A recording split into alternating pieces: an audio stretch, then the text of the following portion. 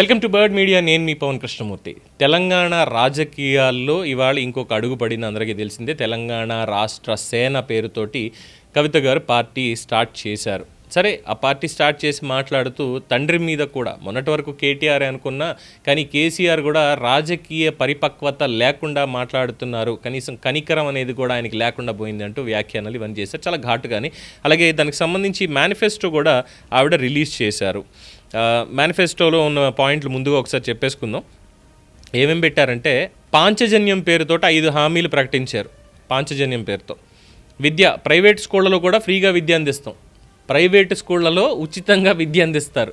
వైద్యం, ఏ రోగమైనా రాని ఏ ఆసుపత్రి అయినా సరే ఉచితంగానే వైద్యాన్ని అందిస్తాం. వ్యవసాయం, రైతే రాజు అన్న నినాదాన్ని నిజం చేస్తాం. ఉపాధి, 2 లక్షల నుంచి 20 కోట్ల వరకు యువతకి రుణాలు. 2 లక్షల నుంచి 20 కోట్ల వరకు యువతకు రుణాలు. మొదటి ఏడాదిలోనే సింగిల్ నోటిఫికేషన్లో 4 లక్షల ఉద్యోగాలు, ఉద్యమకారులకి 1,00,000 సూపర్ న్యూమరీ ఉద్యోగాలు. 5 సామాజిక న్యాయం. సరే, ఈ 5 మీద అవుతాయా లేదా అన్నటువంటి దాని మీద మీ అభిప్రాయం తెలియచేయండి, ఫర్దర్గా మళ్ళీ డిస్కస్ చేసుకుందాం.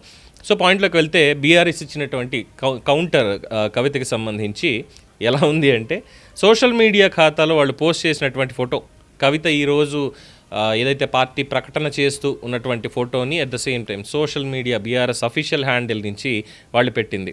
ఒరిజినల్ ఎప్పటికీ ఒరిజినలే. కోల్గేట్ బ్రాండెడ్ పేస్ట్ తీసుకున్నారు, కింద కూల్ గేట్ అని చెప్పి డూప్లికేట్ అనమాట, డూప్లికేట్ పేస్ట్ పెట్టి ఒరిజినల్. అలాగే బిస్లరీ వాటర్ బాటిల్కిను బ్రిస్లరీ వాటర్ బాటిల్కి తేడా అని ఇది పెట్టారంటే, టీఆర్ఎస్ ఒరిజినల్ ఎప్పుడు ఒరిజినలే, ఇది డూప్లికేట్. అంటే కవిత పార్టీ డూప్లికేట్ పార్టీ అని చెప్పి బీఆర్ఎస్ వాళ్ళు కౌంటర్ ఇచ్చారు.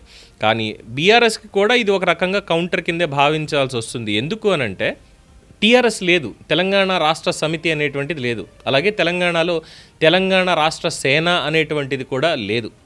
తెలంగాణ రాజ్యాధికార సమితి అనేవారు ఆలోచించారు, అది కూడా అయిందో లేదో తెలీదు. బట్ టీఆర్ఎస్ అన్న పేరుతోటి ఏ పార్టీ లేదు. ఇంకా ఎన్నికల సంఘానికి వాళ్ళు ఇవ్వాలి, ఇచ్చిన తర్వాత మరి వాళ్ళ పార్టీ యాక్సెప్ట్ అయ్యింది అని వాళ్ళు నోటిఫికేషన్ ఇవ్వాలి, ఇంకా చాలా ఉంటాయి, సింబల్ ఏంటి ఇవన్నీ తర్వాత.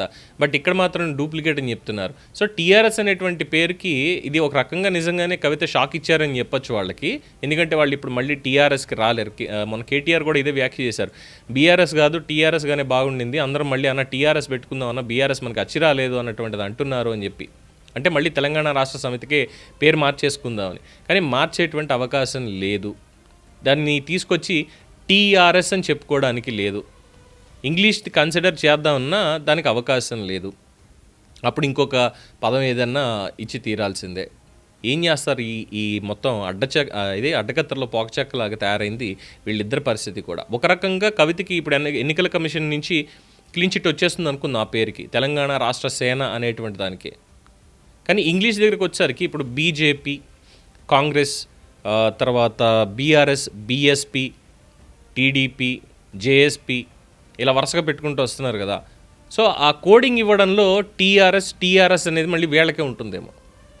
ఇప్పుడు బీజేపీ అనేది భారతీయ జనతా పార్టీ మాత్రమే కాదు, బీజేపీ పేరుతో ఇంకా అనేక రకాలు ఉన్నాయి, దానికి ఇంకొక తోకలు కొన్ని యాడ్ చేసి ఇంకా చాలా పెట్టుకున్నారు. సో ఇక్కడ టీఆర్ఎస్ కూడా అలాంటిది ఏమైనా చెప్తారా? కవిత మీరేమో దీనికి ఇలా పెట్టుకోండి, వాళ్ళేమో అలా పెట్టుకుంటారని వాళ్ళు కూడా వెళ్తే. బట్ నైతికంగా చూస్తే బీఆర్ఎస్కి ఛాన్స్ అనేది కూడా లేదు, బికాజ్ వాళ్ళంతటా వాళ్ళే లూజ్ చేసుకున్నారు. దాన్ని సరైనటువంటి సమయంలో ఈవిడ ఒడిసి పట్టుకుని టీఆర్ఎస్ అనేటువంటి బ్రాండ్ ఎవరికి వెళ్ళడానికి వీల్లేదు, అది నా దగ్గరే ఉండాలి అన్న దాంతో ఆవిడ తీసుకొచ్చారు. కానీ కౌంటర్ మాత్రం డూప్లికేట్ అన్నదానికి నవ్వులు పూస్తోంది. బట్ కేటీఆర్ లాంటి వాళ్ళు ఇంకేమైనా స్పందిస్తారా, హరీష్ ఏమైనా స్పందిస్తారా అనేది ఒకటి వెయిట్ చూడాలి. అయితే దీని మీద ఈ డూప్లికేట్ అన్నటువంటి దానికి చాలామంది బాధపడుతున్నారు. టీఆర్ఎస్ వాళ్ళు అంటే తెలంగాణ రాష్ట్ర సమితి బీఆర్ఎస్ వాళ్ళే బాధపడుతున్నారు. అన్న పేరు తీసుకెళ్ళిపోయారు ఇది అంటే, కేడర్కి సర్ది చెప్పుకోవడం కోసం సబితా ఇంద్రారెడ్డి కుమారుడు వాళ్ళకి ధైర్యం చెప్పే ప్రయత్నం చేశారు. ఏంటంటే, ఈ పేరు ఈసీ అనుమతించదు అంటూ పోస్టు.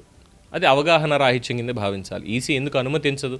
టీఆర్ఎస్ అనేటువంటిది ఎన్నికల రిజిస్టర్లోనే లేనప్పుడు ఏ విధంగా అనుమతించదు? ఆ హక్కు ఉందా వాళ్ళకి? లేదు డెఫినెట్గా. ఇప్పుడు వీళ్ళు వెళ్ళి అయ్యా మాది బీఆర్ఎస్ నుంచి మళ్ళీ మేము టీఆర్ఎస్గానే మార్చుకుంటున్నాము, అందువల్ల మా పేరు మాకు ఇచ్చేసేయండి అని ముందు పెట్టుకుని ఆ తర్వాత కవిత ఏమైనా నోటిఫై అయితే అప్పుడు అవకాశం ఉండొచ్చు. బట్ అది కూడా లేకుండా ఆ పేరుని తీసుకోదు ఇది అంటే ముందే వీళ్ళు డిసైడ్ చేసేస్తున్నారు అవగాహన లేకుండానే.